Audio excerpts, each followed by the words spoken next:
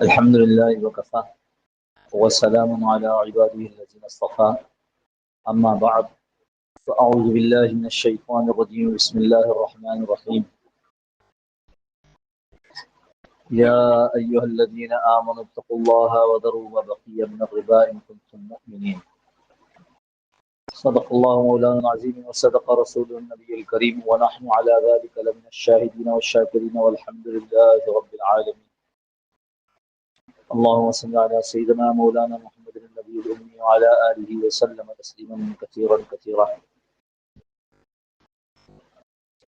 اللهم رب الحل والحرام ورب البيت الحرام ورب الركن والمقام أبلغ بروح سيدنا مولانا محمد بن السلام اللہ جل جلالہ ومن والہ نے اس ساری کائنات کو اپنی حکمت کے تحت پیدا فرمایا.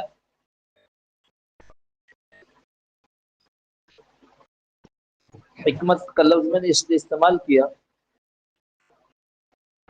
کہ اللہ پاک کے جو کام ہیں ان کی اصل وجہ تو خود اللہ ہی جانتے ہیں.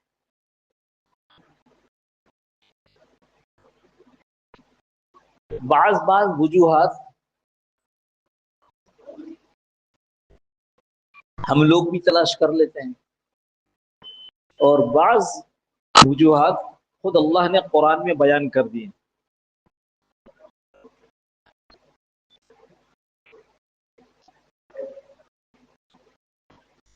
ساری کائنات کا بننا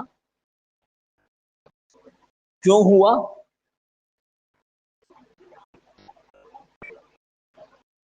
اور پھر یہ سب ختم کر دیا جائے گا, کیوں ختم کر دیا جائے گا؟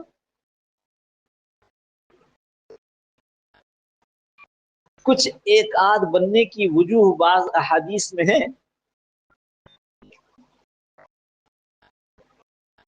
لیکن وہ بہت مستند نہیں ہے. اللہ کے نبی نے بھی نہیں فرما دیا. کیوں؟ یہ ہمارے فائدے کی چیز نہیں ہے. ہمیں تو وہ چیزیں بتائی گئی, سمجھائی گئی جو ہماری ضرورت ہے. دنیا میں آ گئے ہیں, اب ضرورت کیا ہے؟ اس کو اللہ نے قرآن کریم میں سمجھا دیا, وما خلقت الجن والانس الا لیعبدون. یہ جو دنیا بنائی اس کے اندر یہ انسان کو پیدا کیا, اس کو صرف ایک کام کے لیے پیدا کیا, اور وہ یہ کہ اپنے اللہ کی بندگی اور غلامی کو اختیار کر. بس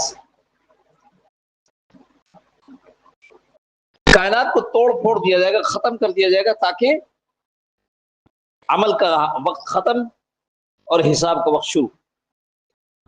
تو لہذا توڑنے پھوڑنے ختم کرنے کا ایک مقصد سمجھ میں آتا ہے کہ اب حساب ہونے والا ہے. تیسری باتیں میں نے جو کی ہیں وہ اس حوالے سے کہ ساری کائنات کو پیدا کیا اللہ نے, ضروری چیزیں بتلا دی, ہر چیز کی حکمت کو بیان نہیں کیا, لیکن جو ضروری باتیں تھیں ان کو بتلایا. مثلا یہ بتلا دیا کہ ساری کائنات میں ایک اللہ کی پیدا کی ہوئی, خلق السماوات والارض. وہ خالق ہے, اس نے پیدا کیا ہے آسمانوں اور زمین کو. یہ ہماری ضرورت تھی کہ یہ معلوم ہو, یہ معلوم ہو, یہ ہماری ضرورت تھی. ہماری دوسری ضرورت کیا ہے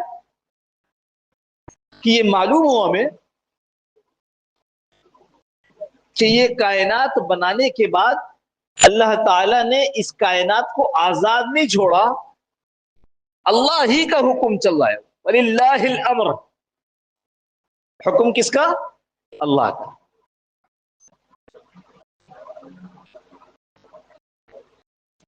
اور صرف ایسا نہیں, کائنات پہ کوئی ایسا حکم چل رہا ہے کہ جس کے متعلق کسی کو کچھ معلوم نہیں ہے.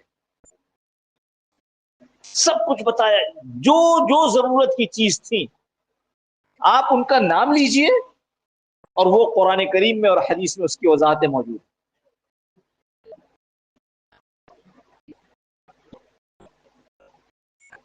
یا ایھا الناس اتقوا ربکم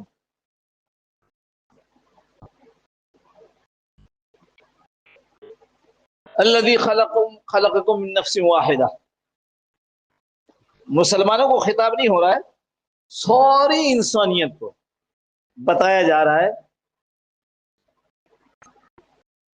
ادھر تو بتلا دیے نا، الحمدللہ رب العالمین، ساری تعریفیں اللہ کے لیے جو اس سارے جہان کا رب ہے، پیدا کیا ہے، پال رہا ہے، چلا رہا ہے ساری کائنات کا. سورج اس کے حکم سے، چاند اس کے حکم سے، ہوا اس کے حکم سے، سمندر دریا اس کے حکم سے، زمین پہاڑ چٹان اس کے حکم سے، کھیتی کا نکلنا، کھیتی کا ضائع ہو جانا اس کے حکم سے. یہاں انسانوں کو بھی یہ کہا جا رہا ہے کہ تم کو ہم نے ایک جان سے پیدا کیا ہے، آدم علیہ السلام. وخلق منها زوجها، اس ایک سے ہم نے تم کو جوڑا کر دیا، یعنی آدم کے ساتھ اب ہوا بھی پیدا ہو گئی. وبث منهما رجالا،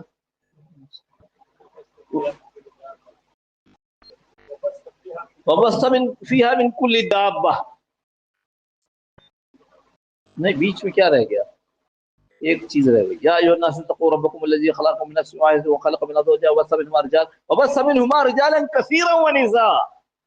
پھیلا دیا انسانوں کو، مردوں کو، عورتوں کو. اشارہ کدھر ہو رہا ہے؟ اشارہ اس طرح ہو رہا ہے کہ تم کو اور جتنے کائنات اس دنیا میں رہنے والے سب کو میں نے پیدا کیا، میں اللہ نے پیدا کیا. صرف زمین سورج چاند نہیں، تم بھی، اور جس معاشرے میں، ملک میں، دنیا میں رہ رہے ہو، اس میں جتنے مرد ہیں، جتنی عورتیں ہیں، یہ سب کس نے پیدا کیے؟ اللہ نے. اور میں نے کہا مطالبہ کیا ہے؟ مطالبہ یہ ہے کہ جنوں کو اور انسانوں کو ہم نے صرف ایک کام کے لیے پیدا کیا، میری بندگی کرو، میرے بندے بن جاؤ. بندے بن جاؤ، نماز پڑھو میری نہ، میرے غلام بن جاؤ. جاگنے سے لے کر سونے تک تم کو میرے حکم پر چلنا ہے. وہ عبادت ہو، وہ معاشرت ہو، وہ اخلاق ہو، وہ معاملات ہو، ہر جگہ تم کو یہ دیکھنا ہے کہ میں نے کیا کہا ہے.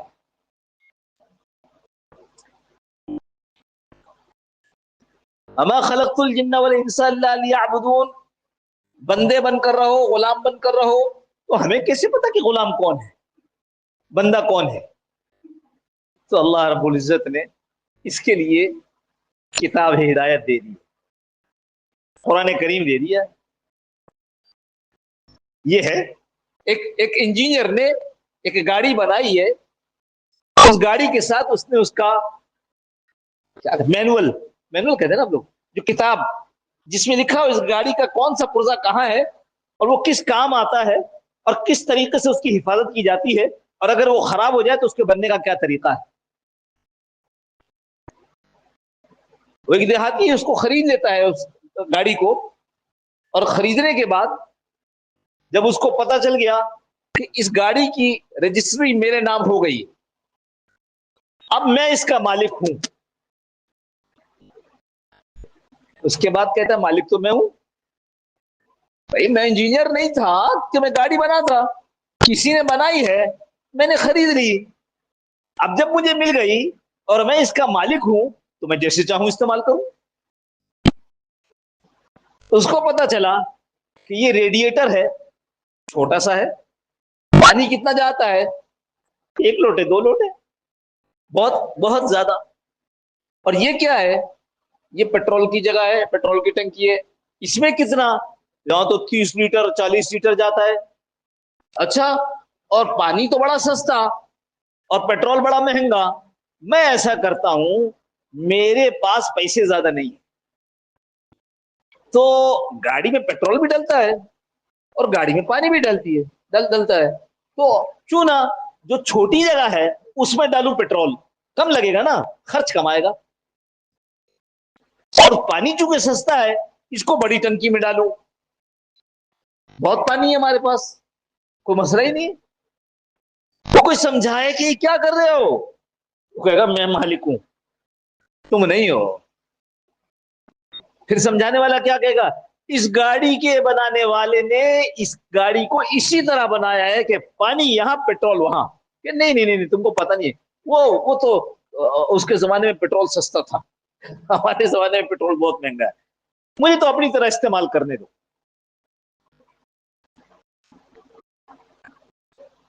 اللہ کے نبی صلی اللہ تعالی علیہ وسلم جن پر ہم ایمان لائے ہے نا، ایمان جن پر ہم ایمان لائے، کس بات پر؟ اس بات پر کہ یہ اللہ کے طرف سے پیغامبر ہیں، پیغام لانے والے ہیں۔ کیا پیغام لائے؟ سردی میں گرم موٹا کپڑا اور گرمی میں نرم کپڑا پہنا کرو، نہیں، یہ پیغام لائے کہ تم کو جو یہ زندگی، یہ جو انسان کی ایک جسم دیا گیا ہے اور یہ جو سارا معاشرے میں انسان پھیلے ہوئے ہیں، اس گاڑی کو چلانا کیسے؟ پیٹ بھرنا ہے، حلال بہت تھوڑا ہے، میں کہاں سے لے کے آؤں؟ حرام کھاؤں؟ کیوں؟ میرا پیٹ۔ جب آپ حلال کی بات کرتے تھے تو زمانے میں حلال بڑا سستا تھا اور آسانی سے دستیاب تھا۔ میری نوکری کو دیکھو نا، اتنا سا اس کے اندر مال ملتا ہے۔ ہاں، اس سے ایک صاحب نے سوال کیا، یہ بتائیے ہم جو بڑے دفتر میں بڑے عہدے پر، کہ ہم جو لوگ جو ہمارے پاس کام کے لیے آتے ہیں ان سے جو ہم پیسے لے لیتے ہیں، وہ ہمارے لیے منع ہے کیا؟ سمجھدار آدمی ہے، بڑے عہدے پر ہے، وہ پوچھ رہا ہے کہ وہ ہمارے لیے منع ہے۔ میں نے کہا حرام ہے، کہ نہیں کیوں؟ ہم اتنی محنت کرتے ہیں، اس کا معاوضہ ہے۔ میں نے کہا اس کا معاوضہ تو آپ بطور تنخواہ لے لیتے ہیں، کہ نہیں وہ تو بہت تھوڑا ہوتا ہے۔ میں نے کہا تو ابو کس حکیم نے کہا کہ آپ وہ تھوڑی تنخواہ والی ملازمت قبول کریں؟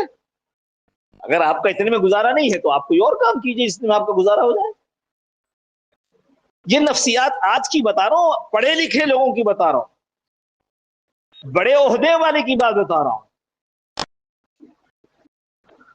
چونکہ میرا پیٹ حلال سے نہیں بھر رہا، یا دوسرے لفظوں میں چونکہ پیٹرول مہنگا ہے اور گاڑی کی ٹینکی جو ہے وہ 40 لیٹر کی ہے، تو اب 10 لیٹر تو میں ڈالوں گا اس میں پیٹرول اور باقی کیا ڈالوں گا؟ سستا ہے نا، آپ مجھے کیوں روک رہے ہو؟ لہذا باقی میں پانی ڈالتا ہوں۔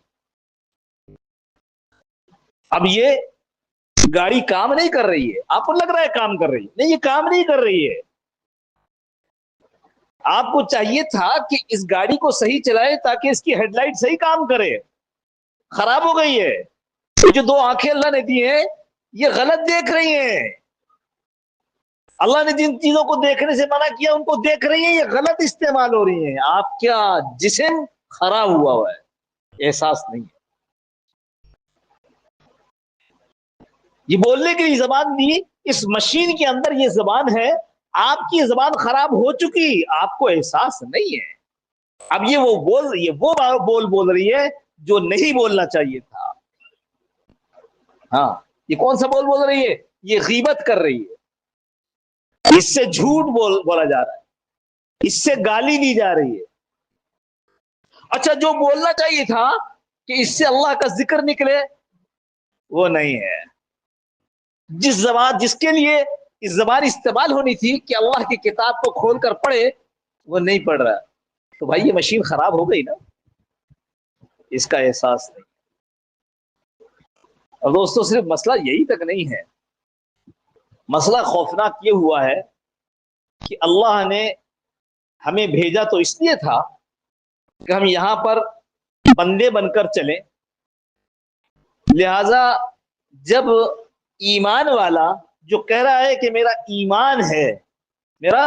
ایمان ہے کہ اللہ پاک کے نبی اللہ کے یہاں سے پیغام لے کر آئے ہیں، تو جو کہہ رہے ہیں، میں نے ابھی آپ سے پوچھا ہمارا ایمان ہے، تو جو کہہ رہا ہے کہ ہمارا ایمان ہے، جب وہی اس کو نہیں سمجھ رہا کہ ایسا کرنا ہے، تو جو بے ایمان ہے ان سے ہم کیا توقع کریں؟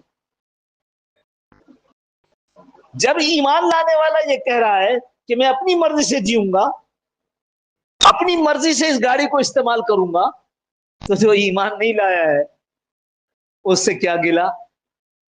لہذا جو ایمان نہیں لائے انہوں نے پھر اپنی سوچ، اپنی فکر، اپنے خیال سے زندگی کے طریقے بنانے شروع کیے۔ اللہ کے نبی صلی اللہ علیہ وسلم وہ ذات مبارک ہیں کہ جو قرآن کو عمل کر کے زندگی کی عملی شکل دے کر گئے۔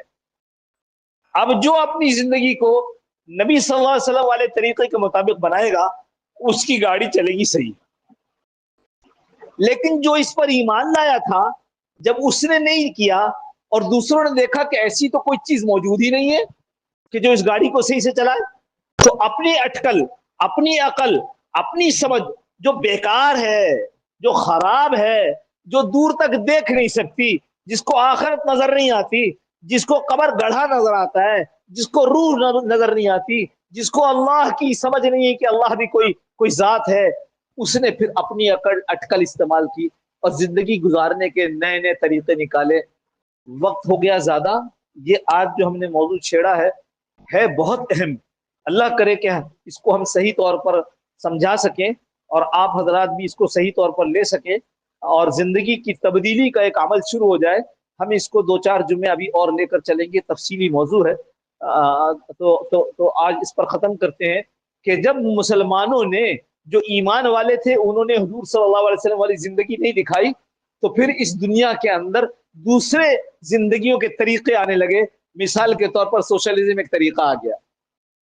یہ سوشلزم اس ریئیکشن میں آیا کہ ایک کیپٹلزم تھا، کیونکہ حضور صلی اللہ علیہ وسلم والی زندگی نہیں تھی تو کامیابی نہیں ہو رہی تھی، مشین چل نہیں رہی تھی، تو ایک سرمایہ دارانہ نظام وجود میں آیا۔ اس سرمایہ دارانہ نظام کے ریئیکشن میں، اس کے رد عمل میں سوشلزم کا نظام وجود میں آیا۔ یہ صرف اس لیے آیا کہ ایمان والے حضور صلی اللہ علیہ وسلم والی زندگی دکھا نہیں سکتے۔ انشاءاللہ پھر اگلے جمعوں میں اس پہ بات کریں گے۔ اللہ پاک عافیت کے ساتھ صحیح کہنے کی اور سمجھداری کے ساتھ سننے کہنے کی توفیق نصیب فرمائے۔ وآخر دعوانا الحمدللہ رب العالمین۔